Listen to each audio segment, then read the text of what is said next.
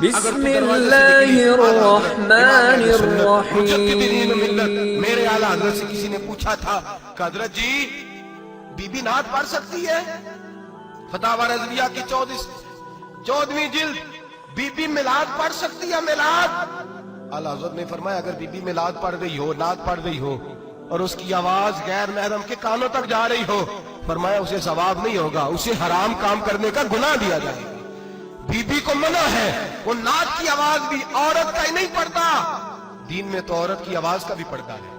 دین میں تو عورت کی حضرت سیدہ زینب، حضرت فاطمہ کی وہ لخت جگر جو میدان کربلا میں امام حسین برابر کی شریک رہی سیدنا امام حسین کے ساتھ. یحییٰ بن معین کہتے ہیں میں 15 سال تک حضرت زینب کا پڑوسی رہا ہوں. 15 سال. گھر برابر ہوتا ہے نا، بندہ بی بی دیکھ ہی لیتا ہے. وہ بی بی کبھی پردہ ڈال کے جا رہی ہے دوائی لینے، کبھی نظر آ ہی جاتی ہے. کہتے ہیں 15 سال میں سیدہ فاطمہ کی بیٹی کا پڑوسی رہا ہوں، میں نے کبھی برقعے میں چھپی ہوئی زینب بھی نہیں دیکھی. برقعے میں چھپی ہوئی زینب بھی کبھی نہیں دیکھی. حضرت عبداللہ بن جعفر طیار جناب علی المرتضیٰ کے بھائی تھے، ان کے بیٹے کے ساتھ ان کا نکاح ہوا تھا. بیمار ہو گئی تو حضرت عبداللہ کہنے لگے زینب چل تجھے حکیم کے پاس لے جاؤں، طبیب کے پاس لے جاؤں. تو حضرت زینب کہنے لگی آپ جائیے میرا حال بتا کے دوائی لے آئیے. تو حضرت عبداللہ جعفر طیار کہنے لگے شریعت میں گنجائش ہے ڈاکٹر کے پاس جانے، حکیم کے پاس جانے کی گنجائش ہے، تو چلتی کیوں نہیں؟ تو حضرت زینب کہنے لگی شریعت میں گنجائش تو ہے پر عبداللہ میری مجبوری یہ ہے کہ میں فاطمہ کی بیٹی ہوں. شریعت میں گنجائش تو ہے پر میری مجبوری یہ ہے کہ میں حسین کی بہن ہوں. شریعت میں گنجائش ہے پر میں حسن کی بہن ہوں.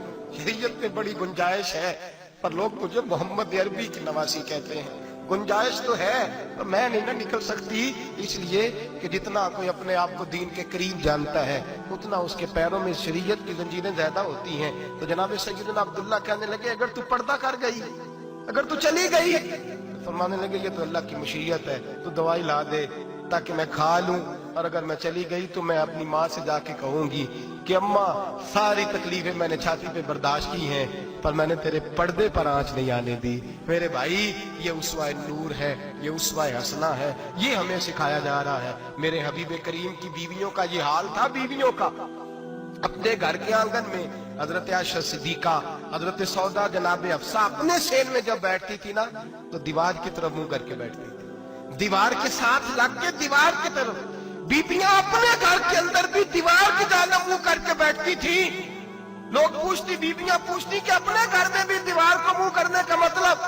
کہتی ہو سکتا ہے کچھ چھت پہ چڑھے اچانک نظر پڑے تو ہم چاہتی ہیں پھر بھی ہمارا چہرہ نظر نہ آئے اسے، پھر بھی ہمارا چہرہ نظر. ہم اپنے گھر کے اندر بھی پابند رہتی ہیں کہ ہمارے چہرے نظر نہ آئے. خدا را بڑے پیسے زندگی میں لٹائے ہیں، 1000 1500 برقعے پہ بھی خرچ کرو، وہ گھر لے جاؤ، وہ اماں کو بھی دو، بہن کو بھی دو، بیوی کو بھی دو، اس کو کوئی پہن لے. اس لیے کہ جب تو حضرت فاطمہ کے طریقے کا پردہ کرے گی تو تیرے آنگن میں سیدہ زینب کی طرح کی بیٹیاں پیدا ہوں گی، وہ اس سنت پہ چلنے والی بیٹیاں تیرے آنگن میں آئیں گی. خدا را میرے بھائی آج یہ نیت کرو، یہ ارادہ کرو اور اپنے گھروں کو پردے کا پابند بناؤ. اگر ایک بیٹی پردہ دار ہو گئی تو کئی خاندان پردہ دار ہو جائیں گے. اگر ایک بیٹی پردہ دار ہو گئی تو کئی گھرانے سنوریں گے، کئی جگہ پہ نور پھیلے گا. اے عرش کے مالک، اے میرے محبوب کے خدا، تجھے واسطہ ہے میرے محبوب کی بیویوں کا اور تجھے صدقہ حضور کی شہزادیوں کا.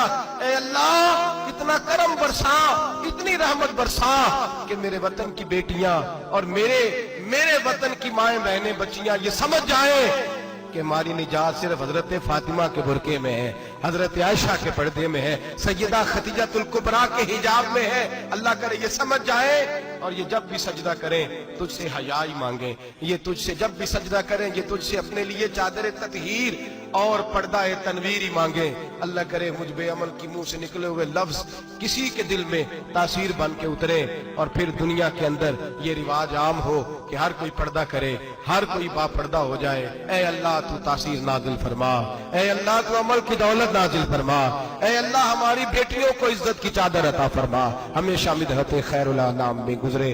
دعا ہے یہ عمر درود و سلام میں گزرے. آخر دعا